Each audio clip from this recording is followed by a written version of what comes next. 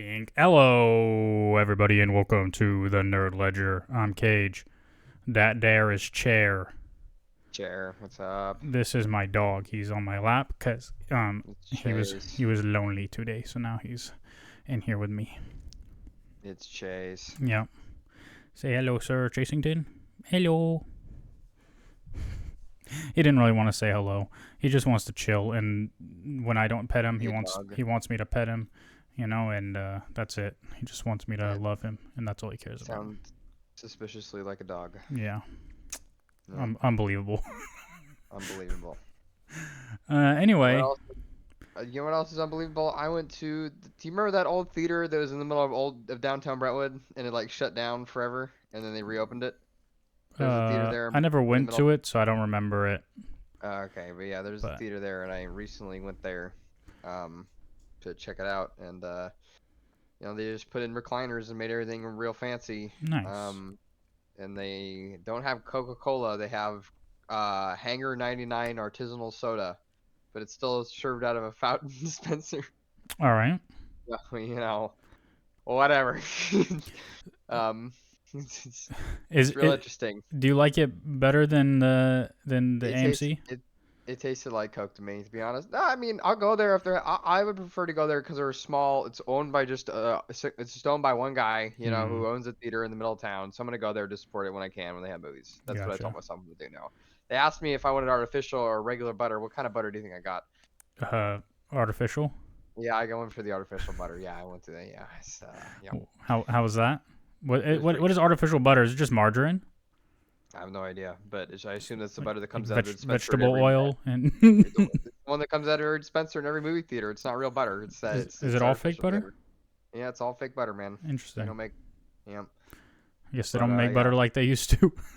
Nope, not these days. But it tastes. But fake butter has really chemical. It's been chemically altered to suit your taste buds, so I prefer it because I'm just the worst. I'm the worst. Sure. Yeah. I'm the worst. Yep. Yeah, well, we haven't podcasted together for a while because things haven't aligned very well. Yeah. Yep. Things keep happening. It is what it is.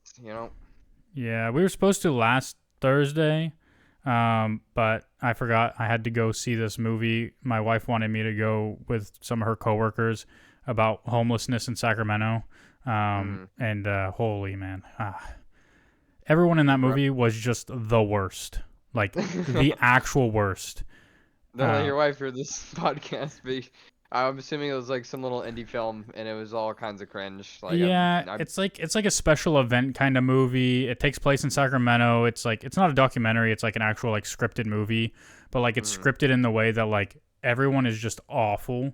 Like it centers around this like foster kid who graduated high school, came home and was locked out, and her foster mom was like, they stopped sending the checks so you can get the fuck out.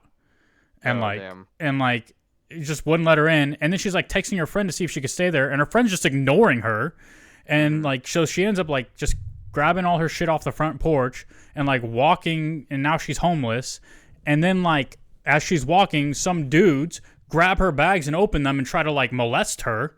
And then she gets saved by other homeless people. And then like there's like these people that just target the homeless people, so like they're like breaking into their encampment and like robbing them for EBT cards and shit. And like then there's like this dude who's like pretty accurate. Like it sucks to be homeless. Like you're basically like who the fuck are you gonna call? Like the police? What address are you gonna give them? Like it's just there's this other homeless guy who like he ran away from home because his like dad is like a piece of shit, and his dad is like abusive to him and his mom, and so he runs away from home because his mom won't leave, and now he's homeless, and his mom keeps looking for him while his dad is like, you didn't give me a fucking beer, woman, starts like beating on her and shit. And then you got this other dude who's like a gambling addict, but he's like, part of his job is like looking for locations for real estate, and so he's like, oh, we'll clear out this encampment, and we'll kick out all these homeless people, and we'll use that. And his boss is like, well, like look at all these like disgusting people, and then like he's driving his car A homeless lady tries to sell him some flowers, and he says, "Get your disgusting hands off my car. I just had it detailed."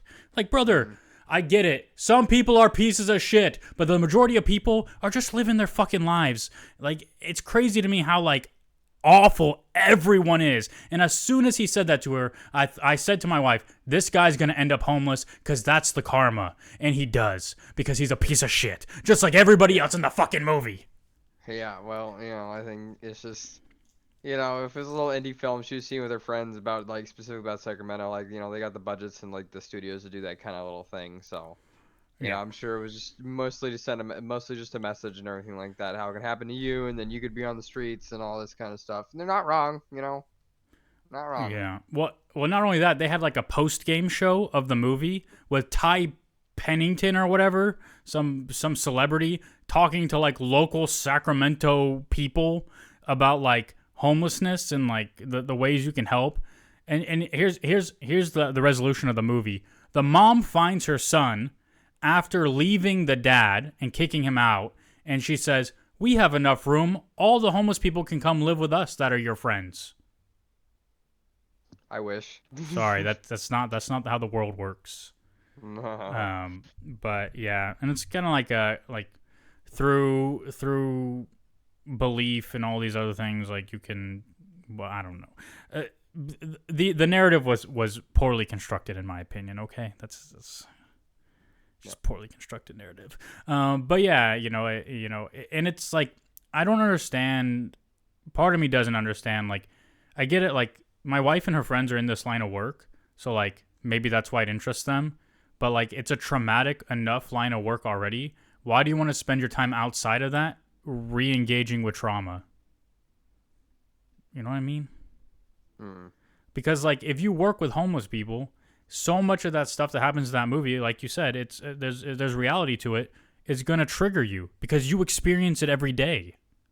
Yeah, it's just it's kind of like performative in a way where you're going to see movie things like it makes you feel like you're doing more about it than like maybe you actually would be. Well, not in the case of your wife, who is probably actively working with this issue every day. So, but for her, like, I think it may be performative, kind of a symbolic act, like going to see that movie, especially you there with your friends. So. With her friends and everything like that, just show how like committed she is to the issue and everything. Yeah, I mean, she sent me another one. She's like, "Oh, do you want to go see this with me and my friends? It's a movie about fentanyl." No, I don't. I'm sorry, I don't. Like, yeah, I'm good off that. Yeah, you tell her like there's enough negativity in the news, and like it's just you don't want to watch these sad movies. You want to go talk about happy movies. Yes, like we see like Captain America, Brave New World. Like Brave New World, which is actually pretty good. Like I was surprised like how much I genuinely enjoyed it. And we're probably gonna flip flop everywhere. Like, do you want to talk about one thing you liked about it, or something like that, or sure? Yeah, after the movie, I made some notes just so I would not forget because Oh, and there's one. Can I ask you one thing about it though? Sure. Did it feel very comic booky to you? Like this movie felt like a very comic book movie. You know how some of them don't feel very comic book, but this one felt like it was like an actual comic book movie. Yeah, so there was a lot of comic booky kind of sequences in this movie. Yeah, even the villain was very comic booky, like more than most like Marvel villains. Like he was just how he was presented and everything like that too. Yeah, I mean, in some ways, yeah. I was just thinking about Daredevil because Daredevil Born Again just came out yesterday. The first 2 episodes. We'll talk about that next week. Next week, yeah, we'll talk about 4 episodes, I guess. 3 episodes, yeah, because the third one will come out next week. Only 1 episode next week, but yeah. Geez, there's so much coming out soon too with Revenge of the Sith 20th anniversary. 20th anniversary, baby. We're gonna be seeing it. Hell yeah! On the 25th, right? Yep, I'm ready. Yeah. So, but yeah. Yeah, Brave New World. I think I don't really understand why there are so many people that dislike it, and anybody who really dislikes it, I don't think actually even saw the movie, to be honest.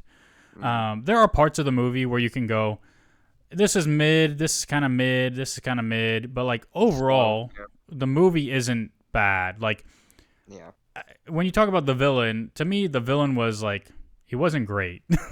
Like, so the villain was the leader. They got Tim Blake Nelson back. He played the leader, well, the character, in the Hulk movie with Ed Norton. He created the Abomination, and that's what ties all these things together with Secretary Ross, who's now President Ross, which you don't have to have seen that movie, but anyway, he's like, the gamma exposure made him like this super genius who has like these, he's able to like predict probabilities, and like that's his whole superpower. Yeah. But he's wrong about everything. Yeah, that's true. And well, then he said 80% chance, 19% chance you turn around and all that kind of stuff, like yeah. So there are times when they like figures like, he's Captain America now, he's like breaking the, he goes against the odds and he still wins, right? Yeah. He's working against probability, so there's that to consider too. But And then, I also noticed like halfway through the movie he kind of abandoned that whole probability thing altogether and just started doing like genuinely like just evil stuff. taking things directly into his own hands, right? Like getting a little more desperate. Yeah, but then when his plans didn't work out, he just literally just gave up. Yeah. And he turned himself in, and he sabotaged Ross. Like, yeah. Anyway, spoiler warning if you haven't seen the movie. It's been a while, so you've probably seen it at this point. It's been almost a month. But if not, then spoiler warning. But yeah, the movie is really, I don't know if this is the direction they're trying to go or that they have been going a little bit with Marvel recently, but it's kind of like this idea that you're a superhero without superpowers. And that really is, that's what the Thunderbolts is mostly going to be too, right? It's a bunch of characters who don't really have superpowers. I mean, Bucky has the serum, he has the arm, but Florence Pugh's Black Widow, what does she really have? She doesn't have superpowers, right? She's just a widow. Yeah, Red Guardian. Did he get the super soldier serum? I still haven't seen Black Widow movie. Yeah, I still haven't. That's like the one Marvel movie that's like will literally be the redheaded stepchild. It's not even that bad of a movie either, but I need to sit down and give it a real watch someday. I guess maybe it's because I never saw it in theaters. Is maybe why it didn't ever make such a huge impact on me. I think it's the one Marvel movie I never saw in theaters. I could have sworn there was one more I didn't see too. I can't remember what it is off the top of my head. I remember I saw Eternals in theaters. What else did I not? There's one more Marvel movie I haven't seen in theaters, but I cannot remember what it is.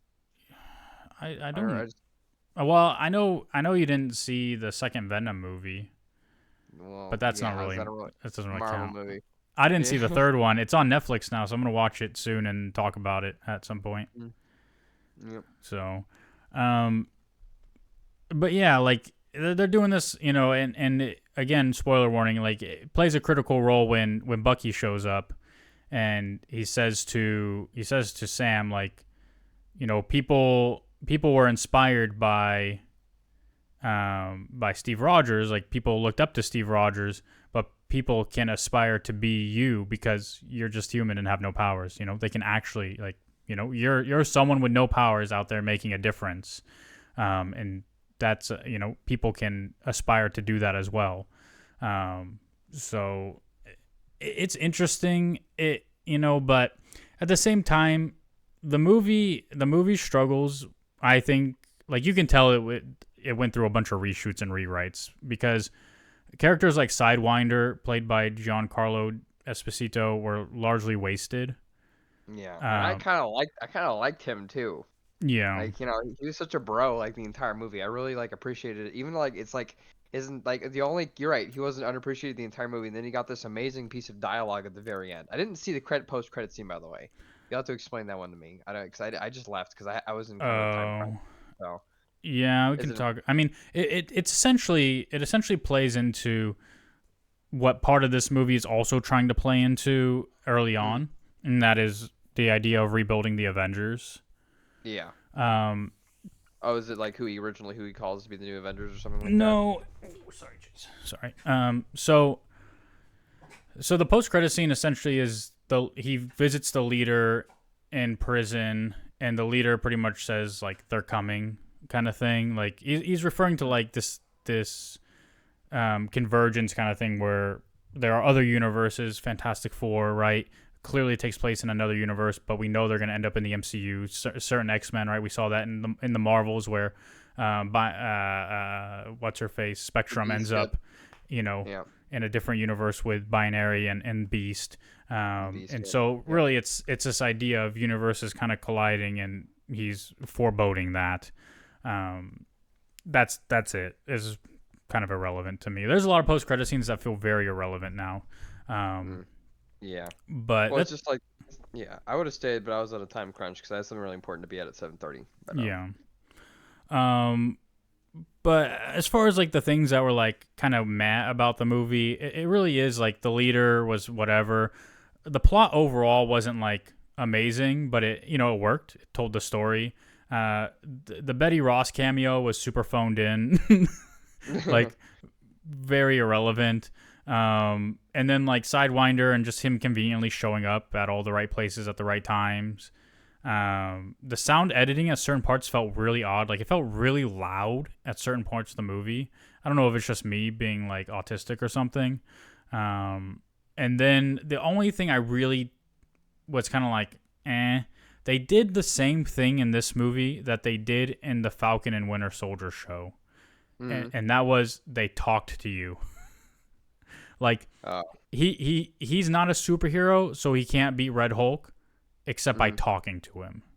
oh, yeah, yeah, And it's like it's not a big problem. Like it happens. Like he's appealing to the humanity of Ross and all this stuff, which they do that kind of with the Hulk in some ways too in earlier movies like Age of Ultron, right, where Black Widow would kind of like you get him know to calm down, sing the yeah song, get him to calm down. Yeah, yeah. But there were things that were really good about this movie as well. Anthony Mackie like and Harrison Ford kind of hard carry this movie. Like they're yes, they did. fantastic. They are fantastic. Beyond like Harrison Ford just went all in, dude. I love it so so Bro, much. it's even better when you like know all the things he said around the movie, where he's kind of just like, I don't care, I'm trying something different. It seemed interesting, and like Yeah, he's like, I don't care if people like laugh at me or make fun of me, because that's what being an actor is. Like you have to be able to laugh at yourself and make fun of yourself because you're doing ridiculous things, you know. yeah.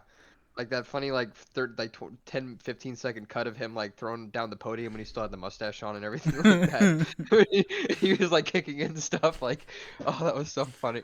That was Yeah, great. Like yeah, they carried Anthony Mackie was he's fantastic. I really like good. the guy who was Gus in Breaking Bad. He was played Viper. Giancarlo Esposito, Yeah, he yeah, was really fun. Sidewinder. He's that. Oh, that's Sidewinder. Okay, I'm talking about Anthony Mack. Well, he was really good too. Because he's him, right? He's like one of the most A tier actors of all time, right? Yeah. But I really liked the sidekick for the Falcon. What was his name? Oh, Torres. Torres. Yeah, I really like Torres a Yeah, lot. the new Falcon. The new Falcon. Yeah, whatever you Yeah, want to call yeah, him. Okay, yeah, yeah. but he was really good. Yeah. I mean, But also the Bucky cameo, even though it seems pointless, he's running for Congress. Is it's good to see Bucky. Bucky's great. yeah. Yep, Um, and it was the Falcon and the Winter Soldier, like that was the thing they did. So I think he was gonna. I knew they were gonna. They always do a cameo now. It's like It's like you expect it in a Marvel movie, right? yeah, They're gonna do a cameo with someone else because they all kind of know each other. Like there was a cameo. Well, I guess the cameo was the X-Men. That whole movie was one giant cameo scene. I forgot about that in the new Doctor Strange movie. But there's always a cameo. yeah, Just like Wong was a cameo and some of he's like always the cameo of cameos is Wong, right? Like he's always showing up in like random places and doing shit. yeah. Which I think is kind of disappointing to some people because Wong isn't like he's not on the level of certain other characters, right? Yeah, yeah, I Um, guess. but also some of the action, especially like with the B-52s, like when they're trying to prevent the like all-out war, that Yeah. those action sequences were really good. Other action sequences felt a little lacking. I don't know if it Mm, was like the intensity wasn't there, some of the sound effects weren't in the right places or something, but like some of them didn't feel crazy. mm, But when they were both flying, when Captain America and Falcon were flying, and trying to stop the war from breaking out, pretty much. Um, I thought that I was thought that cool. was a great sequence. Yeah, and the Japanese and American fleets were flying at each other, and I know you think the villain was a little weak, but I kind of liked like I don't know, I just kind of liked how classic he was. Like he had proper motivation and wanted to destroy not just like kill Ross, but like destroy his life, like Anthony Mack, like Oh like the yeah, Falcon, like to yeah, destroy his legacy. Like he just didn't want to kill him. And I liked how direct he was about it. And like, when he turned on the lights, I was like, why would I want to kill him? And they turned on the lights and everyone's like, oh, fuck. Because he's like just horribly disfigured and he'll never be able to have like a life. And even Ross was leaving him to rot away in a prison because he didn't know what to do with him because he's the Yeah. president now. And like, he didn't want his like the bad info to escape out in the world and all that shit. So, I just thought that he was a good, properly motivated villain. Like definitely a one-off villain. Maybe he'll come up again. I'm not sure. But, he was Yeah. good. The Ruth's character was kind of irrelevant, I think. Like the former Black Widow or whatever, who's like the chief of security for Ross. Yeah. I think it's probably because they also rewrote her because the conflict in the Middle East, and she's based on this. She was supposed to be Sabra, this Israeli character, who's like the hero of you know what Sabra means, right? No. Oh, Sabra is like an Israeli national, pretty much. I'm pretty sure. But like in comics, she's like an Israeli superhero. She's essentially Captain Israel. Oh no, that's highly inconvenient. In comics, yeah. And so there were a lot of people really mad about that, and so I think they tried to rework her with Ruth because Ruth is also, she mentioned she's from Israel in the movie, but she's like a Black Widow kind of thing, right? But I think it's only problematic if people make it problematic. Like she does. There's a comic panel that's like even making the rounds on social media where there's like a dead Palestinian boy. This is from like the 70s or 80s, and she's like crying over his body, and so like you can make things work and be fair to everyone, but I think with the kind of the heat, that's why they reworked so much of this plot in general. Yeah, well, that's like the easiest path to take, and I don't blame them. Like, what's the why? I don't know. I mean, at the end of the day, it is still Disney. Yeah, it is still Disney, and they need to try their hardest. So they're gonna just bury everything and hope for the best. Yeah. So, but yeah, so this movie tries to set up for the future, I think, in a couple ways. One is the Avengers thing, right? Sam is gonna rebuild the Avengers. There's a comic book series from 2015 when the Ultimate Universe and Earth 616, the primary Marvel universe, collided, and we got this reboot of Marvel called All New, All Different. Captain America, All New, All Different with Sam Wilson. Sam Wilson also, he was pretty much the leader of an Avengers team that had a lot of good people on it. It had Superior Iron Man, which is just Tony Stark, but Superior Iron Man, Vision, had Nova, had Miss Marvel, Kamala Khan's Miss Marvel. We had Miles Morales as Spider-Man on that team. It was badass. Yeah, it was a really cool team. So it's not really a surprise that he's gonna try to restart the Avengers. I don't think it'll be that team, but Miss Marvel will probably be on it if she's not part of the Young Justice, West Coast Avengers, kind of Young Avengers, whatever they're trying to do thing. Yep. Which she will be. Her and Kate Bishop and some other people, all the Young Avengers that are going to be out there. But Spider-Man, I think, should be a main roster kind of guy, I'm saying. Yeah, absolutely, for the Avengers. Yeah, I would assume Spider-Man is going to be up there. What's the next Spider-Man movie on the list? Do you know? It comes out It comes out next year. Yeah, June next year. June or July. And it's supposed to actually, I think, bridge the two Avengers movies, Doomsday and Secret Wars. Is there another Marvel movie coming out this year? Refresh my memory. There's two other Marvel movies coming out there. There's Thunderbolts in May and Fantastic Four in July. Fantastic Four, that's right. I gotta really make sure I'm there to see that with you, even if I had to sweat and cross the open desert between Sacramento and Stockton. I'll probably be working 7 days a week again soon too. So yeah, it'll be fun. Yeah, it'll be fun. But, man, it's gonna be there's definitely a lot going out this year. I guess we're out of that. We're definitely out of the writer's strike, huh? Yeah, definitely. Yeah. But yeah, overall, like Brave New World, it only suffers because it's in the Captain America mold, right? Like it's Captain America 4, and out of the 4 Captain America movies, 2 are like some of the best Marvel movies we've ever got, and Winter Soldier and Civil War.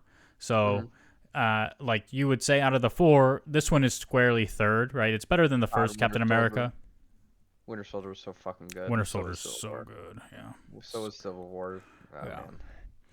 But in terms of Marvel as a whole, it's kind of middle of the road. Like it's not exceptional, but it's better than a lot of the other movies, especially more recent movies.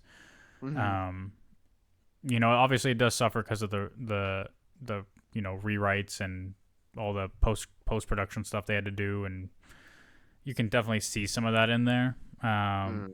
But overall, like the chemistry between Torres and Sam is really good. I think Anthony Mackie he does a phenomenal job in this movie, and he Yep. was good in the other Captain Americas and other Avengers movies and stuff, but he shows that he can really carry the mantle here. Yep. This was his movie. There's no doubt about that one. And he was really good in it. At first, I thought I wasn't gonna like him, but I started to warm up to it, and then by like I'd say 30 minutes in, I was just sold. Like, all right, this is his movie, and it's great. I like that guy that they were experimenting on for 30 years or whatever, who was in jail. I thought that whole sequence was really compelling, getting him out of jail and everything like that. Him Yeah, being activated, that was yeah, pretty. like the Yeah, lost Captain America essentially, like yeah, because he was black. It's a real yeah. character. It's a real character from comics. That's Um, great. Like, that'd be really. I can imagine that'd be a very, important thing to say back in the day too. Whenever that sequence was coming out, that'd be a really intense storyline. yeah, It's really close to home yeah, because it's not wrong. So, yeah, yeah. He gets uh, hidden away, arrested, experimented on, forced to do mm, things for the government. Nobody ever gives him any recognition, except for Sam, right? Like that's the whole thing. Like Sam is out here yep, trying to get him recognition. He brings him to the White House. Unfortunately, he gets mind controlled, and in an attempt to try to kill the president. But yep. um, yeah, and then Harrison Ford, he's just fantastic. He's really good. Yeah, he is. His breakdown So sequences, like when he's close, and man, I gotta say, like it was cool to see a hulking out scene again. I think that was like the main sequence of this movie when he hulked out, like he turned into the Red Hulk, like right then and there. Like I think that was really important. It's something we haven't seen in a while because we've had Professor Hulk for a long time now, where he's in control, like he's the Hulk, but he's also Bruce Banner, like as the same person. And yeah, we don't get any hulking out scenes anymore, where he just goes psycho and starts crushing things. So it was yeah, cool to see that sequence, where he just transforms and loses all sense of self and goes on this destructive rampage around, like, the White House. It's yeah, just cool to see like fighting those drones and everything like that, and like everyone shooting him and running away, and the destruction and like the rubble and yeah. just all that There's a stuff. lot of And like bad CGI around there, but yeah, this it's weird fine. juxtaposition, where he Yeah. has all the CGI and then like the guy who turned him into the Red Hulk is all like practical effects. But that was pretty. I thought that was a pretty interesting Yeah. juxtaposition. Did you ever think about that while you were watching it? No, I didn't. Yeah. I thought that was just a good way to go about it. You know. Yeah. Um. Yeah. The only thing I wish I know Anthony Mackie said in an interview that he really hated like the headpiece for Hmm. for his Captain Oh, America. He wore it in yeah. when he first got the outfit in the TV show, but in this movie Hmm. he had like a helmet because he said he hated it and he will never wear it again. So, Yeah. which made me sad because I like his costume as a Captain America in general. So. Yeah. Yeah. Yeah, and then the other big thing that they're setting up that we didn't talk about at all is adamantium, right? This Yeah. precious metal Made that mine is from the Celestial. yes, that lies in Tiamat, the celestial in the Indian Ocean or whatever. It Um, surpasses vibranium. Wow. Resource up. yeah, so people familiar with comics know adamantium is what Wolverine's skeleton and claws are made of. The thing is, I don't know. I think people hear, oh, there's adamantium, that means something to me. I don't think it means anything, right? Because if you get Wolverine in this universe, he's already going to be established. You don't need adamantium now to make a Wolverine. Like, we don't need a Wolverine made now. We're going to get an established Wolverine already, most likely. So it was really just to drive the plot in this movie, the whole idea that multiple countries need to make a treaty to protect it so that we don't all go fight over it to make weapons and whatever else we're going to use it for. But yeah, vibranium is different than adamantium. Adamantium is is like indestructible, right? It's indestructible. Whereas vibranium is destructible. It takes a lot to destroy it. But it also has other properties, right? Like you saw it in Sam's suit. It can absorb energy and re-output that energy. And so, yeah, they're different, but both very valuable and have deep comic roots, of course. Yep. Um, Yep. so, but I don't know necessarily what the significance of it is. I mean, sure, you can do stuff with it moving forward now, but I don't think it matters in terms of Wolverine in the future of the MCU. So, Mm. Mm. yeah. Um, it's it's tough with the MCU these days because you'll get people that It's only go so it's what? so deep in the weeds. I had to put that out there when you say it's tough. Like, man, did this movie feel really deep in the weeds to you in a way? Sorry to interrupt your train of thought, but In what I want to way? like the lore. Like, there's some like a lot of pronouns thrown around that like if you didn't know, you don't know. You know, like they talked about Bruce Banner a lot, but they never introduced the idea of who Bruce Banner was. Like, they never had like a quick explanation of like, oh, that's the original Hulk. You know? Yeah, I think if you're going to see this movie, you probably know who Bruce Banner is, Yeah. or you should, and you Yeah. know who Steve Rogers is, or you should. Um, Yeah. but I don't know. I feel like people go to these movies because they want to see how it's going to connect to the next thing or what it's going to lead to, instead of going and just trying to enjoy a self-contained narrative that might have implications but doesn't need to. I think the problem is like if it doesn't, then people will just say, "Well, it's not a good movie because like that was a waste. I didn't need to see that one." Right? Yeah. Like people view them at this point as like filler episodes if they don't actually contribute to the MCU. But you know, it's kind of a curse they put on themselves by building the universe in the way they did. Um, but it's kind of like to me, we're still in like the phase one of post Endgame. And phase one of Marvel wasn't all this interconnected stuff that much. It was only interconnected through the post credit scenes, right? Like Yeah. the first Hulk movie was its own movie. The first Iron Man movie was its own movie. The only thing that connects them is Ross and Tony Stark showing up in the post credit scene of the Hulk to try to recruit him to be an Avenger.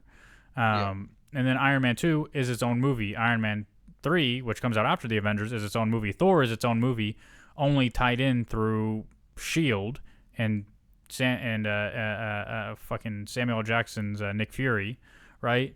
And the first Captain America is its own movie, except for at the very end, right, when he wakes up in the 2012 in New York.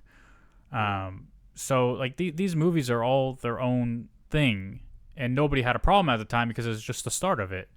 At this point, though, like now everybody's like, well, what does this lead to? What does this connect to? And all this other stuff. And the thing is, most Marvel movies don't do any of that. But that's the expectation, I feel like, now. Yeah, you know, maybe that is just the expectation, and like I gotta look at it now as each kind of they've kind of got their own self-sustained reaction here with how their business model, and then every movie is just the Marvel movie MCU fans going to see MCU movies. You know, it seems like back in the day they were bringing people in and bringing people in and bringing people in with every new movie, and I guess now maybe they've reached that critical mass and they're just trying to milk it for all it's worth, and maybe that's why the movies just feel different. You know, I think that's one thing they'll never like. Do you feel like the magic is gone? Do you ever feel like that? Like the real magic is just gone and we're just kind of like going through the motions? Like, I don't know. I feel like after Infinity War, there was just something about the whole thing that left, you know? Like some kind of like air of legitimacy, I think is a good way if I can describe it. Like, and now they're just kind of sustaining. They're not really like in a, like, you know, I don't really think that they're going to do anything too, like, even with the Fantastic Four, like, you know, like, even if they meld all the universes together in a convergence, I don't feel like anything will ever come close to like built like approaching the build up and hype of Infinity War. Does that make sense? Yeah, I think you can. I think there's a lot of problems, right? Like a lot. Yeah. And to me, it's not just that they spent 11 years building to Endgame for you to go holy shit, and then now they're after that they're saying, well, we got to move on and we gotta start something new. And there's one issue, right? Is you don't have your RDJ and your Chris Evans to carry this anymore. Mm. And so whose shoulders does it fall on? Well, it'll fall on a little bit, right? Our new Captain America, Anthony Mackie, who I think he can do a job. Yeah. I think most people say, well, he's no Chris Evans, but he can do a job. Yeah. Who's gonna carry the RDJ mantle though? Who's the next big thing? Is it Tom Holland? Well, technically, Sony can pull the plug anytime they want. Is it gonna be Chris Pratt Star Lord? Who knows, right? Um, there's that, but then there's also this small thing that happened in 2020 called COVID-19 that I think really hurt Marvel and their plans, because Marvel at that point was they were a steam train, right? They were rolling, they were going. COVID hits. Hey, we can't release. Nobody's going to the movies anymore. We're gonna postpone all of our movies, and we're gonna put all this stuff into TV. And instead of this 2-hour movie that you can go see, 3 times a year, three movies a year, 2 hours. Now we're gonna release a bunch of TV shows that are 6 to 8 hours long, that you're gonna believe you have to watch because of all our interconnectedness. And if you don't watch them, then you're gonna be lost.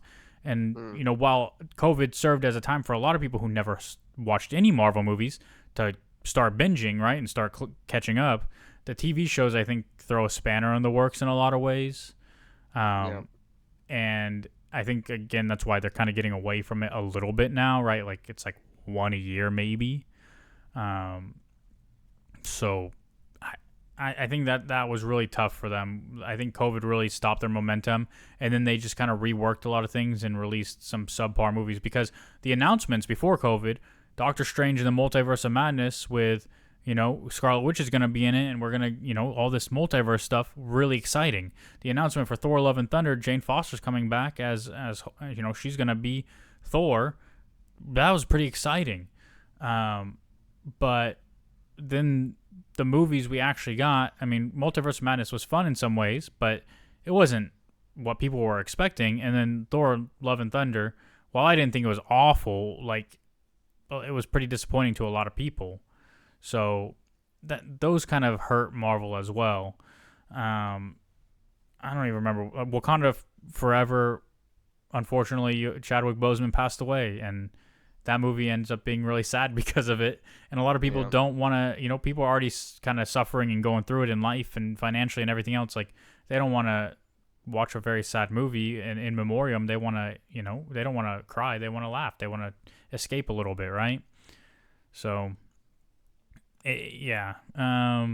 What else came out? Quantumania, again, a fun movie, but, I don't know if people... It was February of 2022 that came out, or was it 2023? Was it 2 years ago? Holy shit. Jesus. Time flies. But yeah, Marvel's kind of struggled recently, and I think if COVID hadn't happened and the writer's strike hadn't happened, it would have kind of kept on rolling and probably wouldn't have hit some of the stumbling blocks it has. No Way Home also came out during that time, which was a massive success because... well, it's kind of cameo-filled, right? Like, cameo-filled things are making you billions, right? Billions. It's Infinity War, it's Endgame, it's your Avengers movies, it's your No Way Home, it's your Deadpool. Everything else is kind of like 400 mil, 500 mil. I think Captain America, this new one, it's made like 400 mil worldwide, which isn't great. Its budget was like 150 mil, so, it's made back its money, but, it didn't do great. None of the movies have done spectacular recently, aside from those big cameo-filled movies. I think Fantastic Four will do great. I think Thunderbolts might struggle a bit.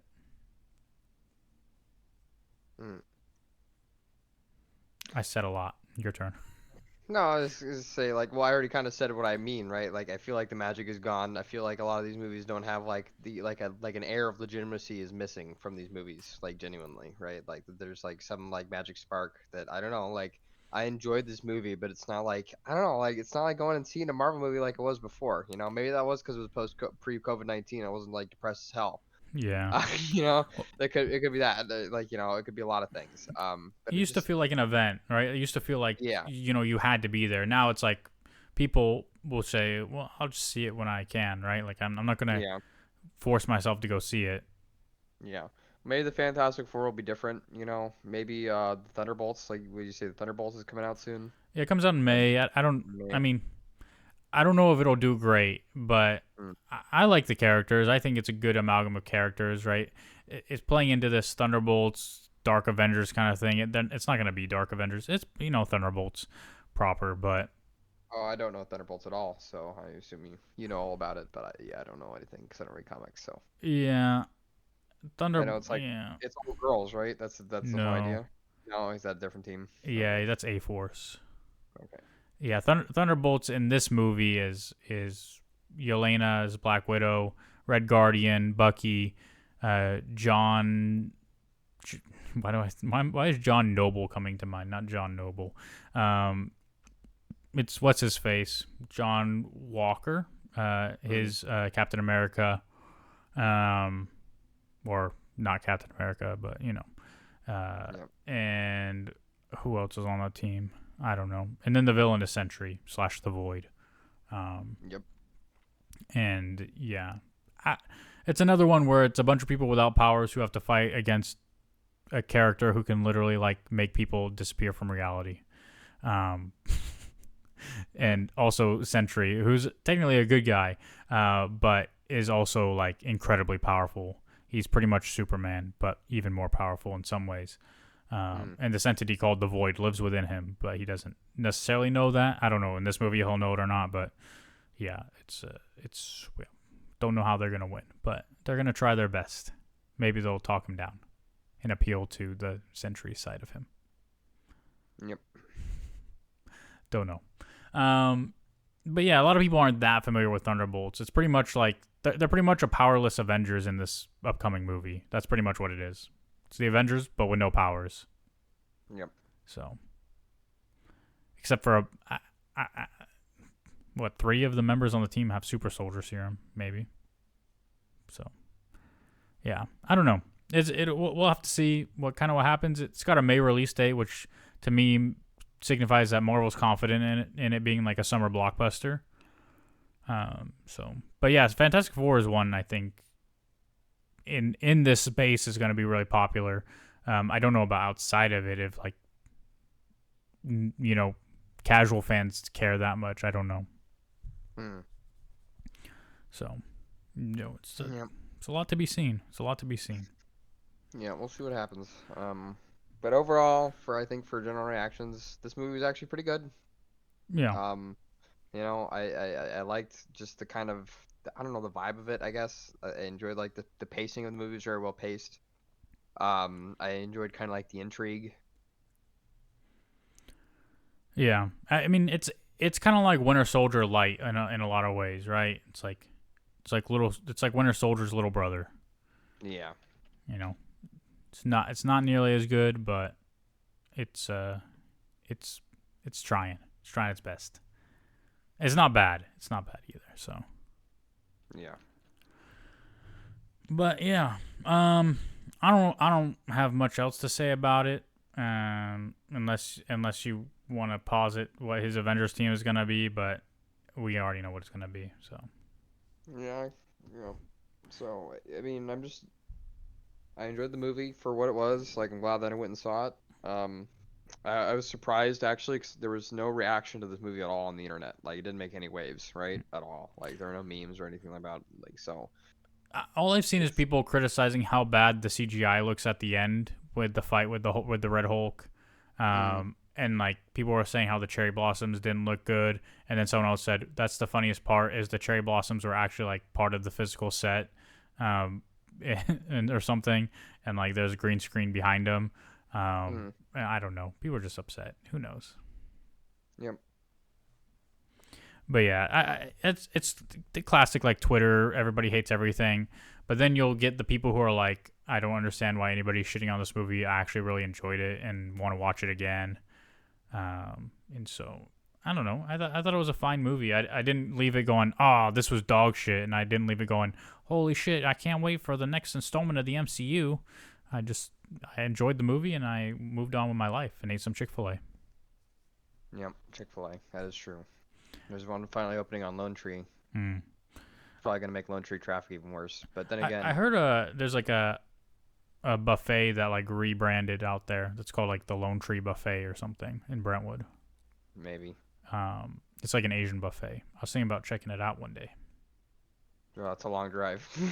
Well, I might go visit, my grandpappy at some point, No, that is true. you know, and then I could be like, hey, yo, Chair, you like Asian buffets? I'm gonna check it out. Get all the orange chicken. Let you know how it was. Yeah, Orange chicken and rice. yeah. And I know they got Chinese donuts. Chinese donuts are pretty ballin'. Yep. So, yeah. Anyway, I don't have anything else. You got anything else? Nope. All right. Well, I got a lot of podcasts planned coming up. Right. We gotta talk about Daredevil next week, of course. Daredevil. Yep.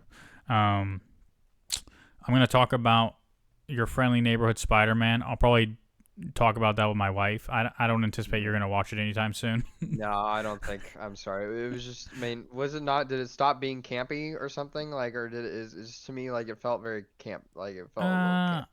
I don't know. To me, it's I like it. So. Okay. Well, I'm just gonna skip out on that one Yeah, probably. no, yeah. So, but my wife watched it with me, so she said she'll talk to me about it. So we'll do that. And then there's a bunch of stuff coming out soonish. Bunch of other random things. So yeah, there's gonna be a lot to talk about, news and all that good stuff. So, Andor season 2, April And 20 something, Yep. 22nd, I think. Yeah. 22nd. Yep. Yep. That'll Yeah. be dope. Did you watch the trailer? I did. Did you find the rock song very odd? Let's see. Also, if anybody has Roku TV, there's an app on Roku called Cinema Box, I think, and it is the only place where you can actually watch the original cut of Episode 4 of Star Wars. If you're interested in that, before George Lucas touched it up, before any of the special editions. The original theatrical cut of Episode 4, A New Hope, which was not A New Hope at the time, is on that Cinema Box or whatever on Roku TV. So if anybody wants to watch it, it's out there. Yeah, I'll maybe you and I can stream that one night or something like that together, watch it together or something. I don't know. That'd be interesting to see. I've actually seen them before. I had the VHSs from the Mm-hmm. 80s. Like I had a 3 box set. It was the original box set of all 3 of the movies in like together. Yeah, Like and this was Stormtrooper, Yoda, Vader. Was it Vader? it was heavily it was heavily unedited. Yeah. Like you could still see like just to show you how unedited it was. Like you could see Ula's like bare breasts through the cut of the shirt that she was wearing, like very Mm. obviously. And there was a couple other things too. They edited out in later versions and everything like that. Yeah. So it's just it's a trip. Yeah. The distinction with A New Hope's original theatrical cut is during the initial crawl, it won't say A New Hope. That's how you know it's the original version. So, I saw it once before too. They showed it at the Crest Theater here in Sacramento, and I didn't know at the time it was the original theatrical cut until it started rolling. I was like, holy shit, cool. So, but yeah, I used to have the VHSs as well. That's cool. It was a Stormtrooper on Episode 4, I think, and it was Vader on Episode 5, and it was Yoda on Episode 6, or those might be reversed, but. Something. Yeah. So, I remember. He But remembers. yeah. Anyway, much love. Follow, like, comment, rate, review, subscribe, do all those things, and we'll see you next week. Bye.